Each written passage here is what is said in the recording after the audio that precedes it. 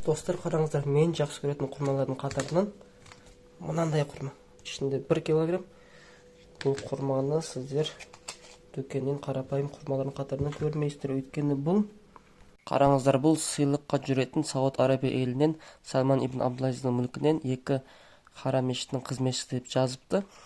Жалпы айтқан кезде Сауд Арабия мемлекетінен, корольдығынан сыйлыққа жүретін, қайырымдылыққа немесе ораза айына жүретін осындай құрма дегендер болса, айтып өтіңіздер, сіздер қандай құрмалар ұнайды деген сияқты. Осылай жүреді.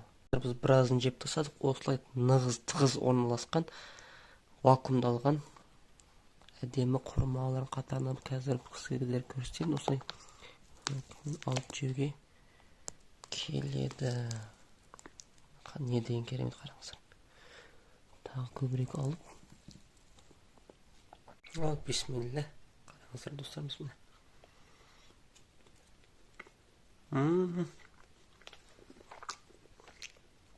Күшті ғой мынау ше. Карамель сияқты, карамель. Дәнегі болса осындай орташа мөлшерде. Мұнан артынан жеп, әдемі карамель сияқты жей бересің да мұнан ше.